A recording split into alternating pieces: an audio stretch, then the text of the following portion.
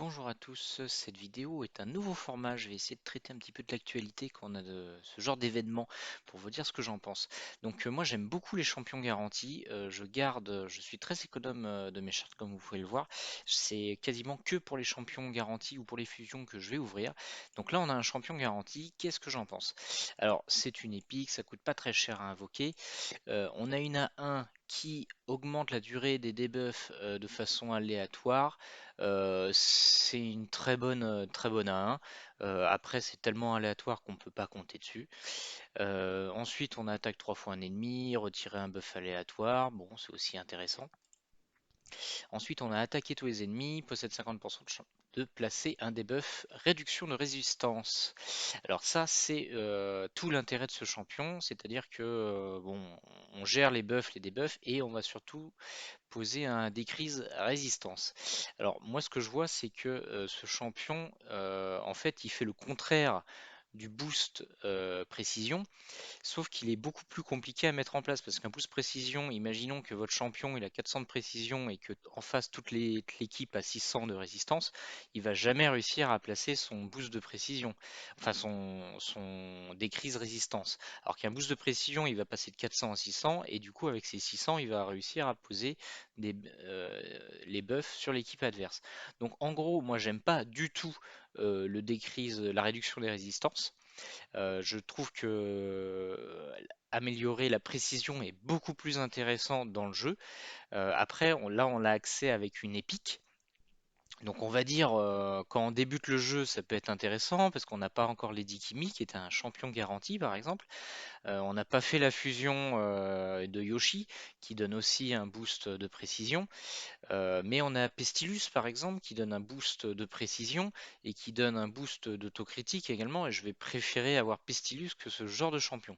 Alors ce genre de champion peut fonctionner sur de l'hydre ou sur Boomal.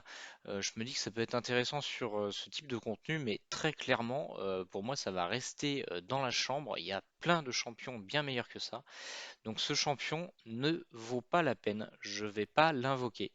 Voilà. Qu'est-ce qu'on a d'autre comme boost? Donc déjà, on n'a pas de x2. Donc on a un x10. Le x10 Void est assez intéressant parce que le pool de champions à pool dans les Void n'est pas très élevé. Donc on a relativement beaucoup de chances de choper un Krisk. Alors le Krisk c'est un champion monstrueux.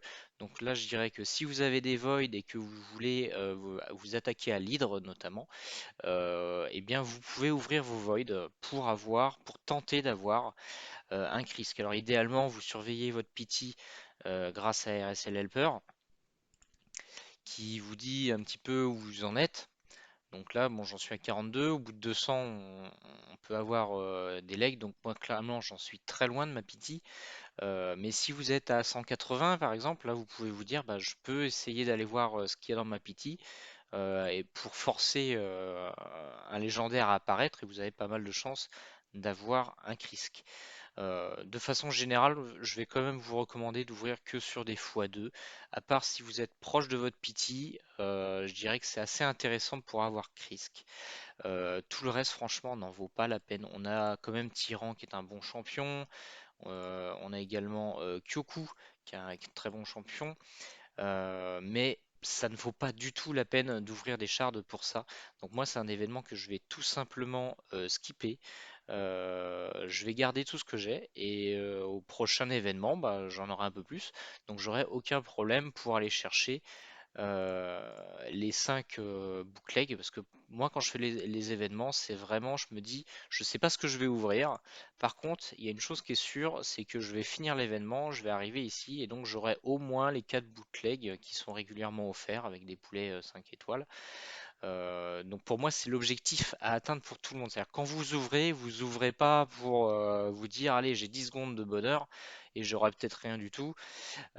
Essayez d'avoir toujours quelque chose quand vous ouvrez, c'est-à-dire au moins vous avez vos bootlegs, au moins vous avez un champion garanti, au moins vous avez votre fusion d'assuré. Enfin, essayez plutôt de jouer sécure et c'est la meilleure façon d'avancer dans le jeu. Donc là, très clairement, pour moi, il faut sauter.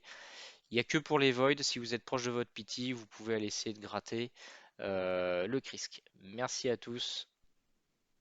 Et bonne, et bonne chance pour ceux qui ouvriront quand même.